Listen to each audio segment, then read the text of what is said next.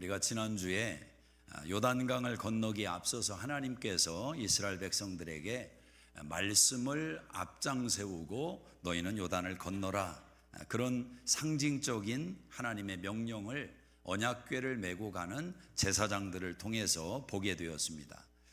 가나안 땅은 분명 축복의 땅이지만 가나안에는 많은 우상이 담겨 있고 가나안의 문화가 이스라엘 백성들의 마음을 아주 현혹할 것이기 때문에 하나님은 그들의 마음을 새롭게 해라, 그렇게 또 명령을 내리셨습니다. 그러면서도 하나님은 두려워 떨 수 있는 이스라엘 백성들에게 절대 너희가 두려워하지 마라, 내가 함께 할 것이다, 이런 약속의 말씀을 주셨습니다. 그 요단강은 3장 15절에 말씀하는 것처럼 추수기였기 때문에 범람하고 있는 상황이었습니다. 폭이 한 30여 미터가 되고 깊이도 한 1미터에서 4미터가 되는 간단하지 않은 그런 요단강이었는데 믿음으로 그 요단강을 건너게 하신 것입니다. 오늘 요단강을 건너가는 이스라엘 백성들에게 하나님께서 주시는 신앙의 레슨이 있습니다. 저는 한 해를 시작하는 저와 여러분이 같은 맥락에서 이 한 해를 마치 요단강을 건너서 가나안 땅에 들어가는 심정으로 우리가 이 한 해를 출발할 때 어떤 신앙의 레슨을 마음에 담고 이 한 해를 출발해야 되느냐, 이 한 해뿐만 아니라 우리의 일생이 하나님 앞에서 감당해야 될 신앙의 행진이라면 우리가 어떤 신앙의 자세를 가져야 되느냐라는 것입니다. 도대체 신앙이 뭐냐라는 거죠. 그 첫 번째로 우리에게 가르쳐 주시는 은혜는, 신앙은 은혜를 기억하고 전수하는 삶이다라는 것입니다. 은혜를 기억하고 전수하는 삶이다. 여호수아는 요단강 가운데 제사장들을 딱 서게 명령을 내렸습니다. 그리고 12지파가 그 요단강에서 돌을 하나씩 가져다가 길갈이라는 곳에 돌탑을 쌓게 하셨습니다. 근데 성경을 가만히 읽어보면 그 돌탑은 한 곳에만 쌓게 하신 것이 아니라 두 곳에 쌓게 하셨다라는 것입니다. 우리 한번 9절을 같이 읽어보겠습니다. 9절 시작. 여호수아가 또 요단 가운데 곧 언약궤를 맨 제사장들의 발이 선 곳에 돌 12를 세웠더니 오늘까지 거기에 있더라. 제사장들이 서 있는 요단강 안에 답을 쌓게 하셨다는 겁니다. 19절을 한번 읽어봅니다. 19절 시작. 첫째 달 10일에 백성이 요단에서 올라와 여리고 동쪽 경계 길갈에 진침해 여호수아가 요단에서 가져온 그 12돌을 길갈에 세우고, 또 어디에 돌탑을 쌓았냐면 길갈이라고 하는 장소에 돌탑을 세웠습니다. 자, 하나님이 돌탑을 쌓게 하신 이 목적이 뭐냐라는 거죠. 그것을 6절에 이렇게 말씀을 합니다. 읽어보십니다. 시작. 이것이 너희 중에 표징이 되리라. 후일에 너희의 자손들이 물어 이를 때 이 돌들은 무슨 뜻이냐 하거든 그들에게 이르기를 요단물이 여호와의 언약궤 앞에서 끊어졌나니 곧 언약궤가 요단을 건널 때 요단물이 끊어졌으므로 이 돌들이 이스라엘 자손에게 영원히 기념이 되리라 하라 하니라. 자, 그 돌탑을 쌓게 하신 하나님의 목적은 표징을 삼겠다라는 것입니다. 그의 후손들이 물어볼 것입니다. 이 돌탑이 도대체 무슨 의미가 있는 겁니까? 그러면 하나님께서 하신 일을 너희가 말해주라. 이것이 하나님의 목적이었습니다. 자, 하나님께서 보이는 돌탑과 보이지 않는 돌탑을 쌓게 하셨습니다. 우리가 후손들이 물어볼 때 그 의미는 이거야 라고 말해주려면 그 장소에 가서 그 돌탑을 보여주면서 설명하는 수밖에 없습니다. 예를 들면 이스라엘 땅에 가면 여기는 예수님이 태어난 곳이다, 여기는 예수님이 침례를 받은 곳이다, 기념하는 장소가 있어서 가서 보고 그 깨달음을 얻는 것 아니겠습니까? 그러니까 이스라엘 백성들은 가나안 땅이 넓은데 이 길갈이라는 곳에 찾아가면 하나님이 하셨던 하나님의 일을 볼 수가 있다라는 거죠. 그런데 하나님은 보이지 않는 곳에도 돌탑을 쌓게 하셨습니다. 요단강 안에 쌓은 돌탑입니다. 그 돌탑은 물이 다시 하나가 되고 한몰이 되면 눈에 보이지를 않습니다. 자, 그런데 하나님은 그 요단강 안에 쌓은 돌탑을 어디에 쌓기를 원하셨느냐? 이게 중요한 것입니다. 바로 저와 여러분의 마음속에 쌓기를 원하시는 겁니다. 이스라엘 백성들의 마음에 쌓기를 원하는 겁니다. 길갈에 가서만 하나님의 기적과 능력과 은혜를 생각하지 말고 너희의 가정에서, 일터에서, 삶의 자리에서 너희의 마음속에 담겨있는 그 돌탑을 기억해라. 내가 너희를 어떻게 구원했고 어떤 은혜로 너희를 붙들었는지 너희는 기억하라는 것입니다. 오늘 하나님께서 다시 이 요단의 물을 갈라놓으시지 않았습니까? 물을 잘랐다라는 거죠. 7절에 보시면 이렇게 묘사를 합니다. 한번 읽어보겠습니다. 그들에게 이르기를 요단물이 여호와의 언약궤 앞에서 끊어졌나니 곧 언약궤가 요단을 건널 때 요단물이 끊어졌으므로 이 돌들이 이스라엘 자손에게 영원히 기념이 되리라 하라 하니라. 자, 어떤 단어가 두 번이나 반복되어 있습니까? 끊어졌다라는 겁니다. 끊어졌다, 끊어졌다. 무엇이 끊어졌습니까? 물이 끊어졌어요. 그런데 이 끊어졌다는 단어가 히브리어의 카라트라는 단어입니다. 카라트. 이 단어는 언약을 상징하는 약속의 말씀입니다. 끊어졌는데 이게 저주가 아니라는 거죠. 오히려 저주가 끊어지고 하나님의 은혜가 임했다, 이런 의미가 담겨 있는 것입니다. 이 단어가 창세기 15장에 보면 아브라함과 하나님 사이에 언약을 맺습니다. 하나님께서 아브라함에게 짐승의 반을 쪼개 놓게 하시고 그 사이로 지나가시면서 아브라함과 언약을 맺습니다. 이 언약은 고대 사회에도 흔히 양진영 간에 맺던 의식이기도 했습니다. 이 언약을 맺는 의미는 뭐냐? 만약 한쪽이 이 약속을 어기는 상황이 되면 그는 반드시 이 짐승과 같이 죽임을 당하게 될 것이다. 그러니까 이 약속 속에는 피가 전제로 담겨 있는 약속이었습니다. 약속을 지키면 좋지만 어기면 죽음이다, 피를 흘린다, 이런 아주 무서운 의미가 담겨 있단 말입니다. 근데 여러분 아시는 대로 아브라함이 그 약속을 지킬 수 있는 능력이 없습니다. 아브라함은 약속을 어기는 것입니다. 아브라함뿐만 아니라 이삭도, 야곱도, 다윗도, 모세도 어느 인생도 하나님과 맺은 약속을 온전히 지킬 자가 없습니다. 그래서 우리 예수님이 인간으로 오신 겁니다. 그래서 우리 예수님이 십자가에서 자기 몸을 깨뜨리신 겁니다.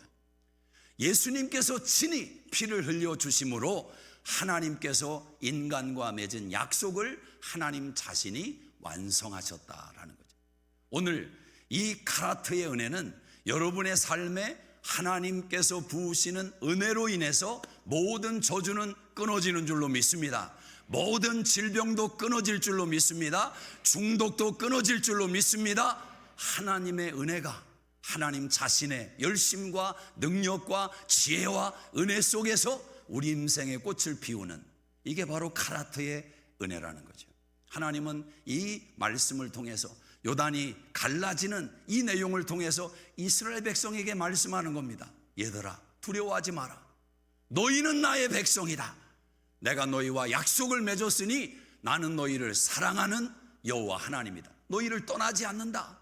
이 세 가지의 약속을 하는 겁니다. 너희는 나의 백성이고 내가 너희를 사랑하고 나는 너희를 떠나지 않는다. 여러분, 이 세 가지 약속이면 한 해 살만하지 않습니까? 왜 아멘이 없으세요? 이 세 가지 약속이면 인생 살만하지 않냐라는 거죠. 우리가 하나님의 백성이고 하나님이 우리를 사랑하시고 우리를 떠나지 않는다.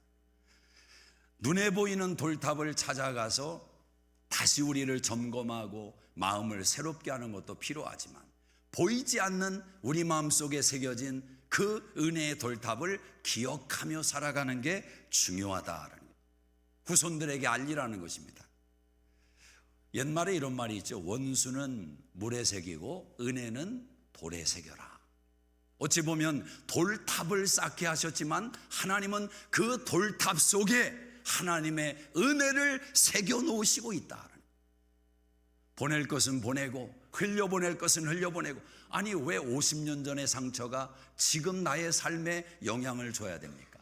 왜 10년 전의 실패가 지금 우리 가정에 영향을 줘야 됩니까? 흘려보내야 될 것 아닙니까? 무엇을 흘려보내고 무엇을 붙잡아야 될지를 기억하라는 거죠. 오늘 여러분이 자녀들에게 전수해 줄, 이웃들에게 전수해 줄 하나님의 은혜가 무엇입니까? 하나님의 은혜가 무엇입니까? 이민을 오셔서 수십 년 보내는 여정 속에 하나님이 극적으로 도와주시고 하나님이 개입하시고 하나님이 공급하셨던 은혜의 기억이 없다면 저는 참 불행한 신앙생활이라고 생각합니다.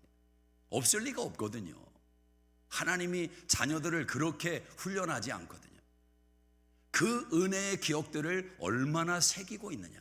제가 성도님들하고 이렇게 대화를 나누다 보면 하나님께 은혜와 복을 받는 비밀을 아는 사람들이 있어요.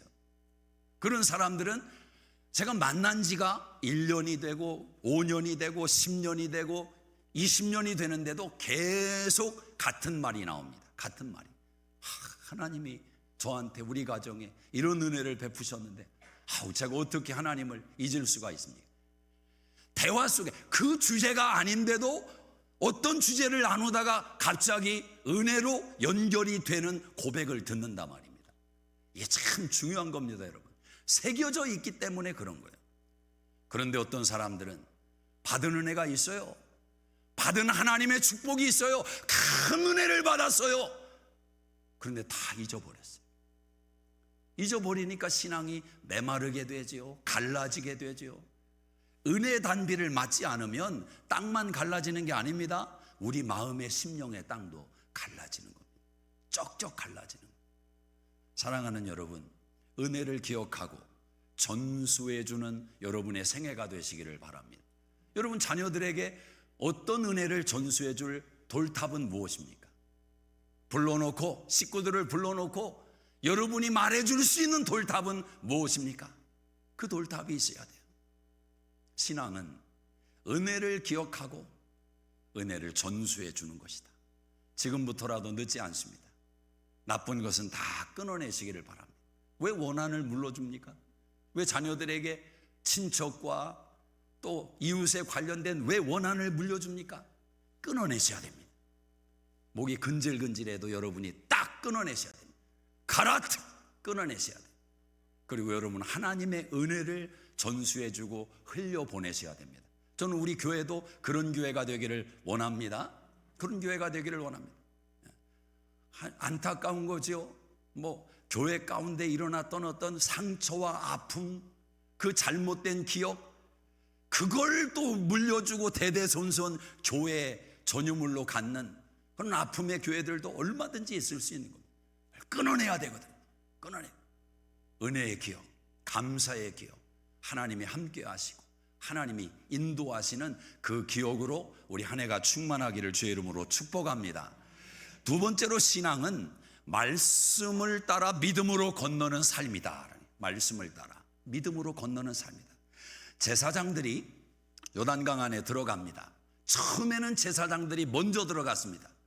요단강 물이 범람하고 있는데 하나님이 홍해를 가르실 때처럼 딱 갈라놓고 건너라 명령하는 게 아니라 범람하고 있는 요단강에 발을 담그라고 말씀을 하십니다. 자, 요단강에 발을 들여놓는 제사장들이 믿음이 없다면 그렇게 행할 수가 없겠죠. 하나님의 약속의 말씀을, 언약궤를 딱 메고 말씀으로 순종하며 믿음으로 나갈 때 요단물이 갈라졌습니다. 그렇게 제사장들이 요단강에 서 있는데 하나님이 더 걸어가지 말라는 겁니다. 너희는 요단강 중앙에 서 있으라는 겁니다. 그리고 백성들이 다 건너가도록 기다리게 하시는 겁니다. 저는 이게 하나님의 배려라고 생각합니다. 하나님의 배려. 물론 이 제사장들에게 있어서는 굉장히 챌린지가 되는 거죠.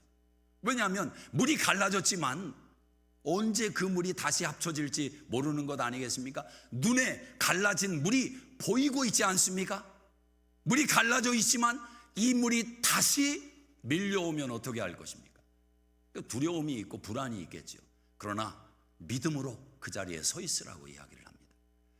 홍해를 건너고 요단강을 건널 때 성도의 믿음의 분량이 어떻게 건너느냐를 결정합니다. 믿음이 충만한 사람들은 이야, 하나님이 하신 일이 기가 막히다. 홍해를 바라보면서 어떤 사람은 홍해 중앙이 아니라 가장자리에서 갈라진 물, 벽처럼 서 있는 물, 그걸 만지면서 건너는 사람이 있었을지도 모르죠. 돌멩이를 주워 담고 야, 바다에 이런 게 있었구나, 하나님이 이 위대한 일을 행하셨다, 그러면서 건너는 사람이 있는가 하면 무서워서 벌벌 떨며 중앙으로 물에서 점점 멀어지려고 그런 사람도 있었겠죠. 여하튼 건넜다는 게 중요합니다. 하나님의 은혜는, 어떤 사람은 믿음으로 일생을 하나님 나라와 영광을 위해서 힘있게 달려가는 사람이 있는가 하면 어떤 사람은 신앙생활을 하는 건지 안 하는 건지 본인만의 신앙을 가지고 그렇게 걸어가는 인생도 있겠죠.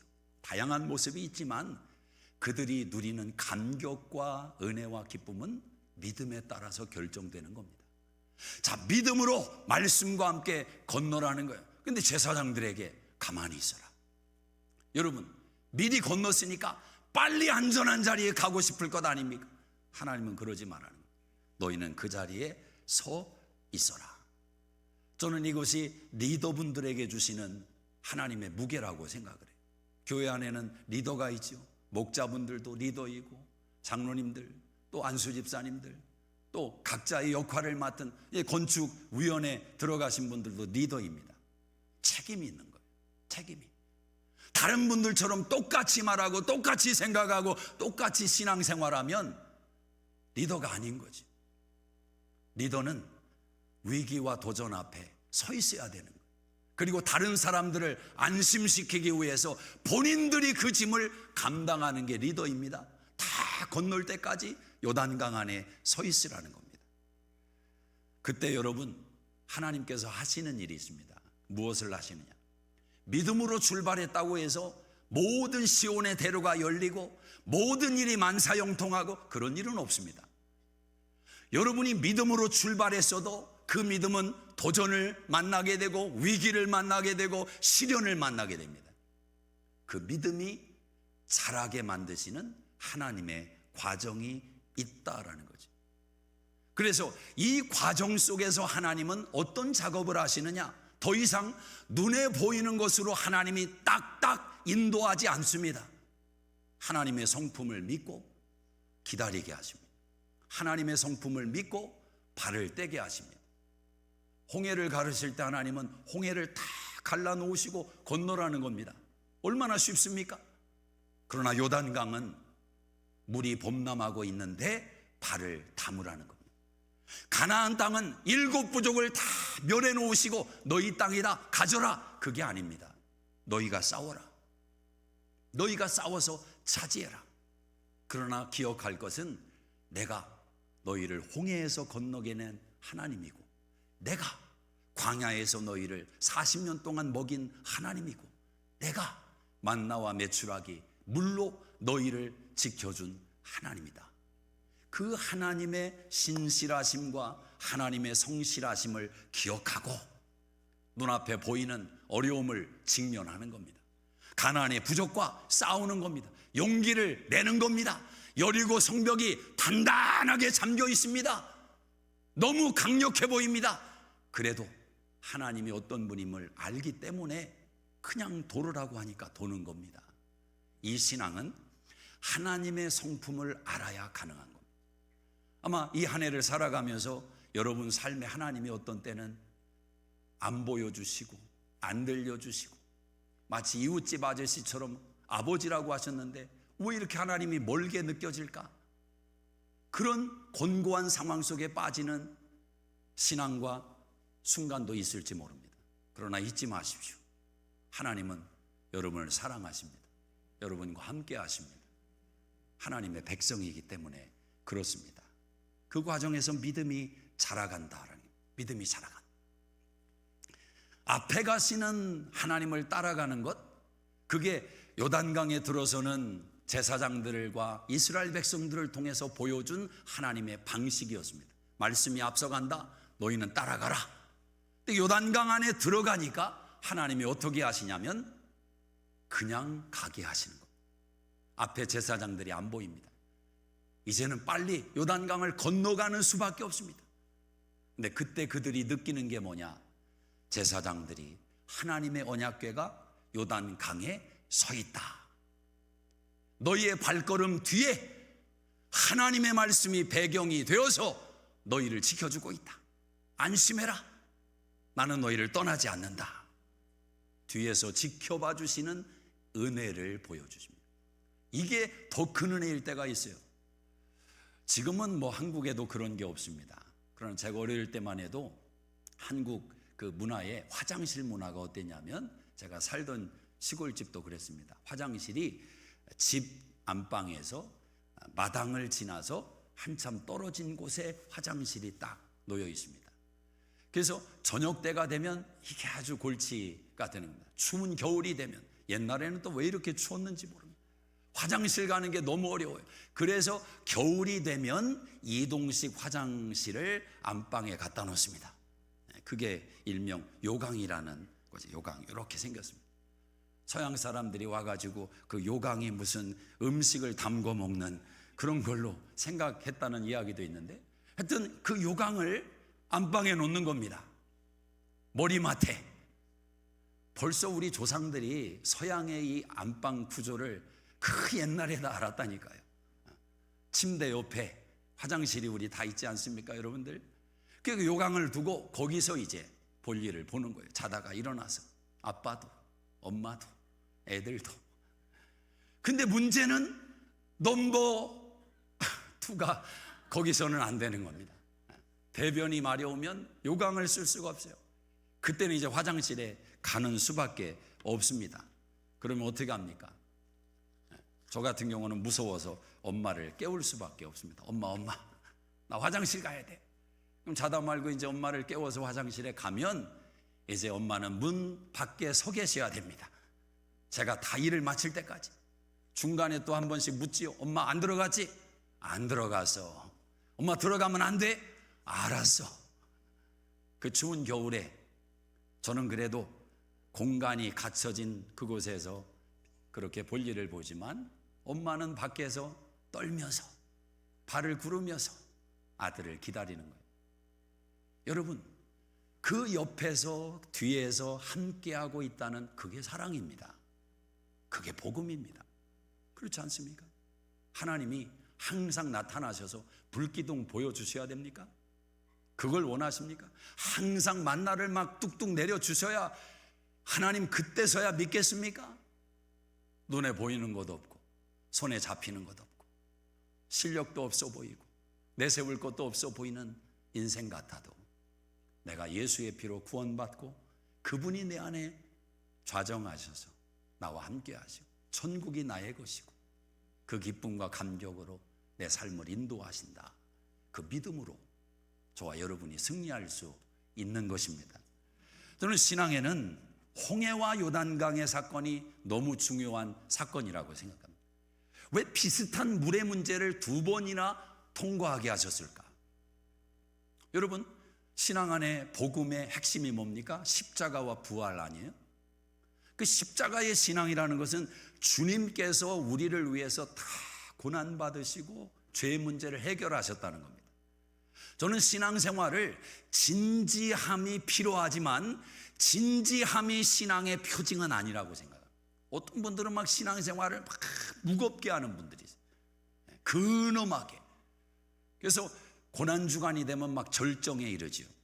누가 고난주간에 외식했다고 하면 어떻게 장로의 직분을 달고 고난주간에 음식점을 이렇게 비난하는 그런 신앙인들도 있을 수 있어요. 왜 그러냐? 너무 진지해. 예수님이 십자가에 달렸는데 그 무거운 고난을 우리 위해서 감당하셨는데 언제 그렇게 웃고 다닐 때가 있고 뭘 그렇게 좋다고 헬렐레 할 수 있냐라는 거죠. 같이 진지해야지. 십자가를 져야지. 그렇게 또 생각하고 주장하는 사람들일수록 십자가를 지는 걸 또 못 봤어요. 말만 그렇게 하는 거죠. 여러분, 주님이 뭐라고 말씀하십니까? 내가 너희를 위해 피를 흘렸다. 채찍에 맞았다. 고난을 받고 모욕을 받았다. 그러니 너는 평안하고 너는 낫고 너는 안심해라. 우리 주님이 그런 분이지. 야, 내가 십자가까지 졌는데 나 믿고 섬긴다고 하면서 너희 그렇게 살 수 있냐? 그게 아니라 말이죠. 1차적으로 주님은 저와 여러분에게 기쁨을 주시는 분입니다. 영원한 기쁨을 주시는 분입니다. 자, 물론 그것만이 또 다는 아니에요. 부활의 감격과 은혜 속에 우리가 인생을 살아가지만 하나님께서 감당케 하시는 영광의 고난, 영광의 희생이 있다라는 거예요. 영광의 희생. 저는 고난이 그리스도인들에게는 영광의 기쁨이요 희생이라고 생각합니다. 우리 집사님도 간증했지만 좀 쉬려고 하고 너무 삶의 내용들이 막 누르고 해서 잠깐 그런 타임을 원했는데 하나님은 더 좋은 것을 주시는 하나님이신데 블레싱 엔저 사역을 하나 더 주셨다는 거예요. 생각 자체가 다른 거 아니에요? 그러면 그 블레싱 엔저 사역이 고난이겠어요? 고난이겠냐고요? 희생이겠냐고요? 영광의 고난이고 영광의 희생 아니겠어요? 그러니까 간증할 수 있는 거죠. 저는 지난해 우리 집사님들이 여러 가지 봉사하고 수고하면서 그 이야기들이 많이 몇 번 막 이야기 됐잖아요. 여러분 안에는 알게 모르게 영적인 근육들이 붙은 거예요. 신앙생활에 근육이 안 생기면 조금 봉사해 놓고 막 생색내야 되고 너무 힘들다고, 목사님 너무 힘들어서. 어린아기 신앙이면 이해가 돼요. 이제 갓 신앙 안에 들어왔으니까. 교회 생활 10년 했는데, 20년 했는데, 30년 했는데 하나님 앞에, 사람 앞에서는 뭐 그렇다 쳐요. 과연 그 말을 동일하게 하나님 앞에서 할 수 있을까? 모르겠습니다. 저는 하나님 앞에 주님 제가 수고했습니다 이 말 못할 것 같아요. 아니 솔직히 지금 심정은 그래요. 주님이 그렇게 인정해 주시는 것뿐이지 작은 거래는 너 참 수고했다. 주님은 그런 분이지요. 주님은. 근데 감히 우리가 어떻게 주를 위해서 내가 이만큼 수고했습니다, 그럴 자가 어디 있습니까? 그렇지 않습니까? 십자가와 부활의 신앙은 우리를 향하신 하나님의 깊은 마음을 담아주시는 거예요. 그래서 말씀으로, 믿음으로 나아가는 이것이 신앙이다. 이 한 해도 여러분 안에 이 믿음이 있기를 바랍니다.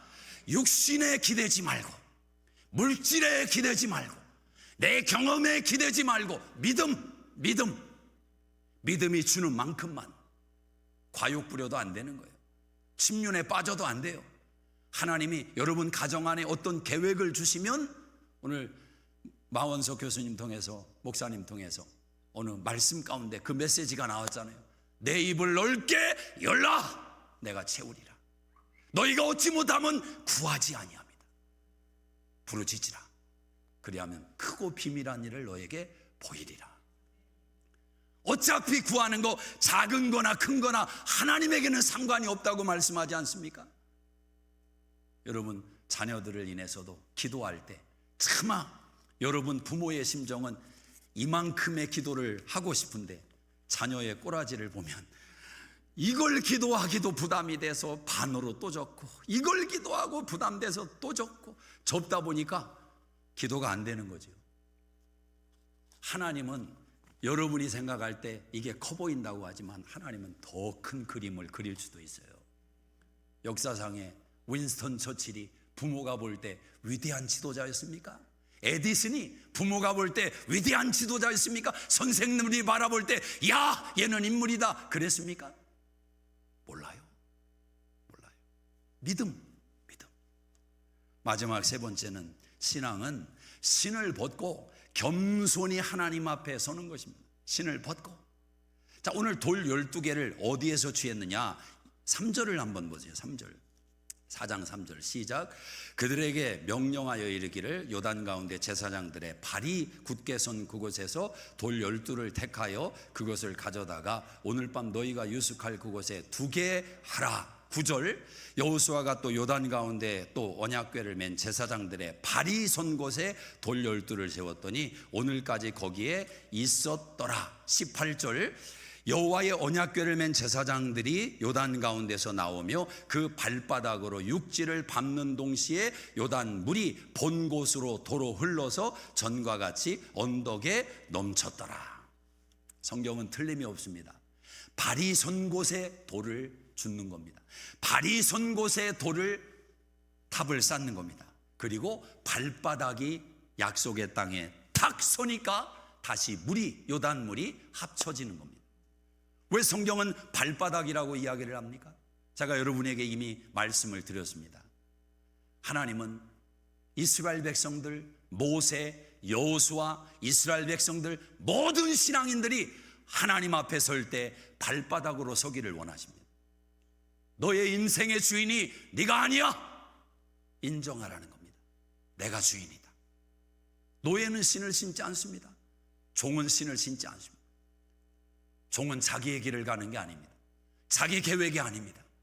주인의 뜻과 주인의 계획을 이루는 발걸음인 겁니다. 여러분의 가정의 주인이 누구이십니까? 하나님이십니까? 발바닥을 드러내셔야 됩니다. 발바닥. 하나님, 내가 당신의 종입니다. 하나님이 우리 가정의 주인이십니다. 하나님이 내가 행하는 사업의 주인이십니다. 이걸 믿음으로 진정으로 고백하는 돌탑을 만들라라는 것입니다. 옛 방식과 습관을 벗어던지고 새 마음으로 하나님께서 새로운 일을 행하시는 한 해를 시작하면서 여러분에게 하나님이 이 요구를 하시는 겁니다. 신을 벗어라. 내가 너의 주인이다. 오늘 이 말씀의 세 가지는 이렇습니다. 우리가 붙들 선언은 이렇습니다. 나는 하나님의 은혜를 기억하고 내 자녀들에게 그 은혜를 전수하며 살겠습니다. 나는 눈에 보이는 환경보다 말씀을 따라 믿음으로 이 한 해를 살겠습니다. 나는 신을 벗고 겸손히 하나님을 주인 삼고 하나님의 뜻을 이루겠습니다. 기도하겠습니다. 우리 다 자리에서 일어나십니다. 오늘 요단강을 건너는 이스라엘 백성들에게 하나님이 어떤 신앙을 요구하십니까? 이 한 해를 시작하는 1월 이 초반에 하나님이 여러분에게 어떤 신앙을 요구하십니까? 하나님의 은혜를 기억하고 전수하라는 것입니다. 내 기억 속에 무엇이 담겨 있느냐가 이 한 해의 결말을 결정짓는 것입니다. 여러분의 인생을 결정짓는 것입니다. 여러분에게 그 돌탑이 있습니까? 은혜에 대한 기억이 있습니까? 하나님이 주인이십니다. 여러분 건강에 하나님이 주인이십니다. 우리가 노력한다고 책임질 수 없는 것을 이미 수없이 경험하지 않았습니까? 지금 예배자로 서 있게 하시는 것은 하나님이 여러분의 주인이심을 반증하는 겁니다. 그분이 여러분의 질병을 잘라내시고 저주를 잘라내시고 다시 하나님의 능력으로 회복하시기를 원합니다. 하나님 아버지, 이 한 해를 하나님 손에 다시 한번 올려드립니다. 은혜를 기억하고 그 은혜를 전수해 가는 우리들의 여정이 되게 하여 주시옵소서.